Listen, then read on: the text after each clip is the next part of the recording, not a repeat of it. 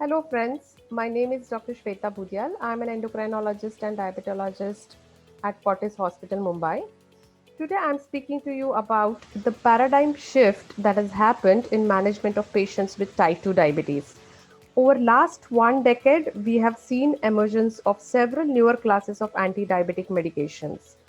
About 20 to 30 years ago, when we had only limited options of anti-diabetic drugs, probably any medication which could lower the blood glucose level was good enough for management of diabetes. However, with availability of newer medications and their favorable attributes, a lot of attention is being given currently to the other features as well, like impact of these medications on weight, risk of hypoglycemias, and long-term cardiorenal outcomes. As you know, diabetes is one of the major risk factors for adverse cardiovascular events like heart attacks, strokes, and deaths. In fact, the risk of myocardial infarctions and strokes is almost 2 to 4 fold higher in individuals with type 2 diabetes. Also, chronic kidney disease is a leading cause of morbidity and mortality in individuals with type 2 diabetes. Almost 50% of the patients with diabetes have underlying diabetic kidney disease, either in the form of proteinuria or decreased GFR. The traditional glucocentric approach has not been very effective against preventing cardiovascular deaths and cardiovascular events, though it has been somewhat effective for preventing the development of CKD as well as preventing the progression of CKD. So, keeping these things in mind, let us discuss a clinical scenario of a 53-year-old male who is a past smoker, who is hypertensive, who is also obese. This particular gentleman had history of acute myocardial infarction and coronary angioplasty around 3 years back. His ejection fraction is 30%. He was also diagnosed to have type 2 diabetes 6 months ago. And now, on routine follow up, his HbA1c is high at 9%, his LDL is 137, his eGFR is 65, his urine albumin creatinine ratio is elevated at 50. He is right now on metformin 2 grams per day along with his antihypertensive, statins, antiplatelets, etc.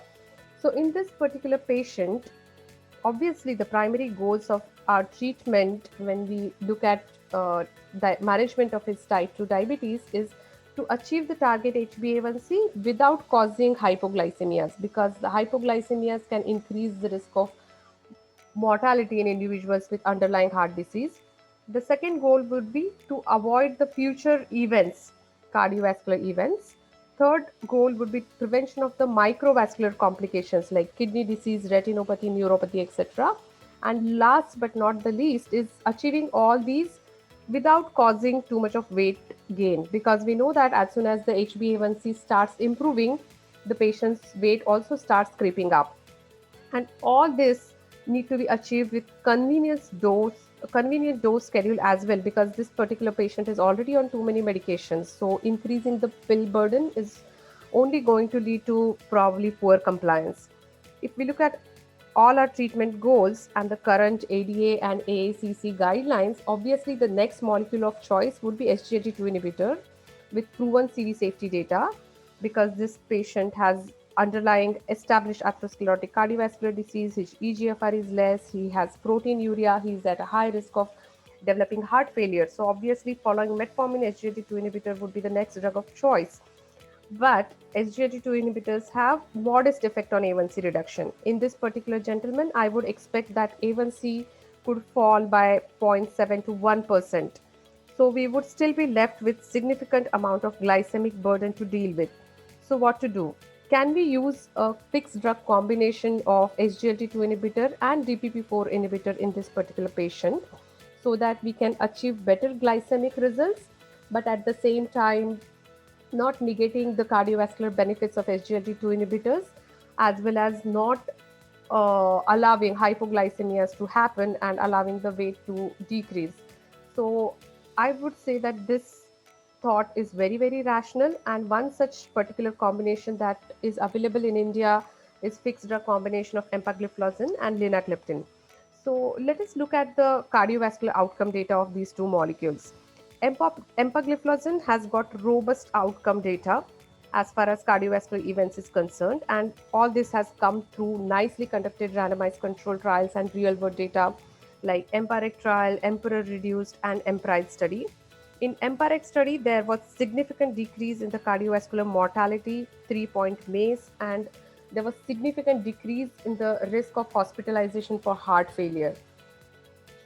Also, as seen in EMPIREC trial, there was significant decrease in the risk of worsening of nephropathy, doubling of serum creatinine, and risk of developing end-stage kidney disease.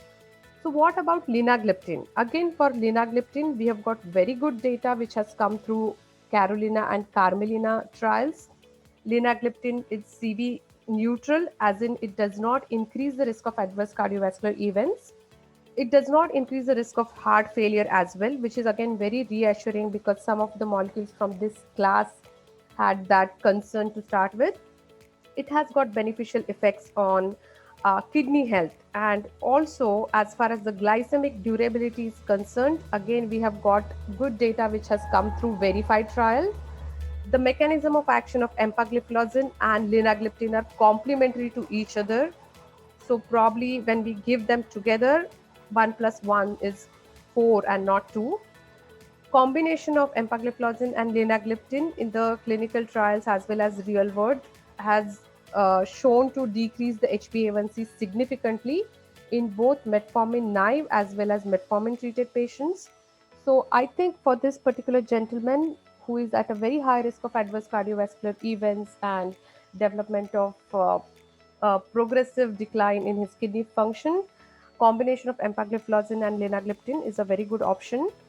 And in our clinical practice of patients with type 2 diabetes, I would say almost 30 to 50% of the patients are likely to have underlying atherosclerotic cardiovascular disease and kidney disease. So, a combination of empagliflozin and linagliptin would definitely help us achieve not only good A1C but would also help these individuals to have better cardiorenal protection. So I think this is a whole new concept in management of patients with type 2 diabetes, which has taken away our focus from just a glucocentric approach to more organ protective approach. And this is something that we should think about whenever we are treating patients with type 2 diabetes. Thank you for patient listening.